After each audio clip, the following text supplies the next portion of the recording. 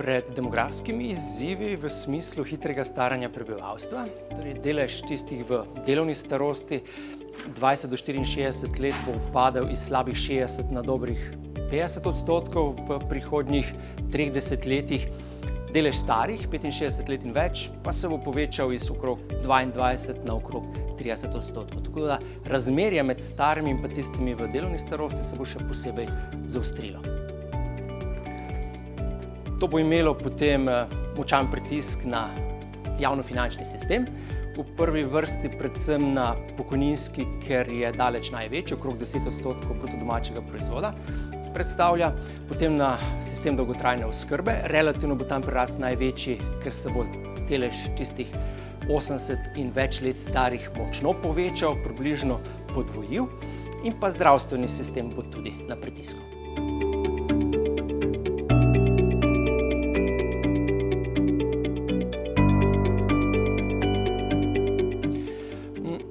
Demografi so že pred desetletji predvidevali, da se bo dogajalo to, kar se zdaj dogaja.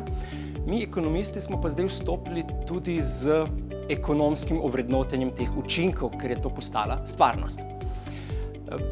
Nekoč smo se osredotočili predvsem na javnofinančni sistem, prilivi, odlivi, ker tisti v delovni starosti ustvarjajo večino prilivov, starejši pa precejšen del odlivov. Pozneje smo pa to razširili še tudi na analizo vsega, ekonomsko vzdržnost v celoti. Povedano drugače, kakšno je razmerje med prihodnjo potrošnjo in pa prihodnjim dohodkom iz dela, kako se bo ta razkorak oziroma razlika odpirala. Ne samo, da smo bruto domači proizvod razčlenili po starosti, potem smo tudi šli v dimenzijo spola, se pravi, koliko moški ženske ustvarjajo. Ko smo v to dimenzijo šli, smo dodali tudi še koliko neplačanega dela se ustvarja, potem smo dodali tudi še dimenzijo izobrazbe, kako terciarno, sekundarno, pa osnovno izobraženi prispevajo oziroma trošijo, da bi dobili čim bolj celovito sliko o prihodnji ekonomski vzdržnosti.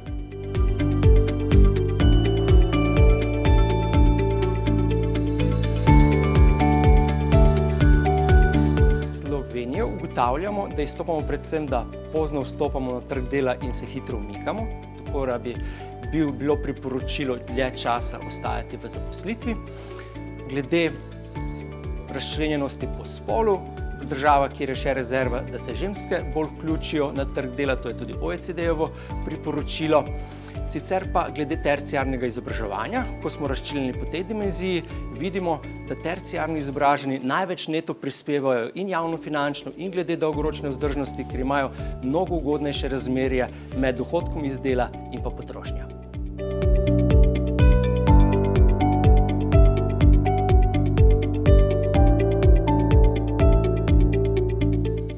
Pa naslednji korak v tem našem razvoju iz javnega sistema, potem celovito za ekonomijo. Tu smo pa dodali še tudi kapital oziroma nek stok premoženja, ki ga prej nismo imeli, ker je šlo za tokove.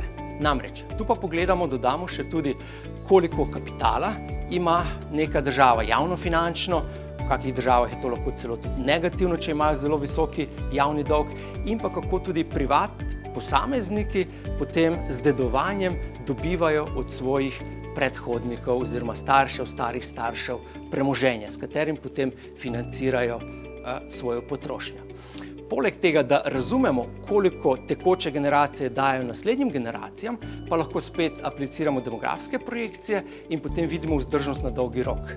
In vidimo, kako v kombinaciji z vsem tem kapitalom, kar ni to, kar prej nismo imeli, v kombinaciji tudi recimo s človeškim kapitalom, kjer se spet dotaknemo izobraževanja, več ko vlagamo, več imamo potem človeškega kapitala in dlje ko delamo, ga tudi tem bolje izkoristimo, da dobimo čim bolj celovito zgodbo o vzdržnosti, o poteku transferjev, vključno z kapitalom oziroma stogom.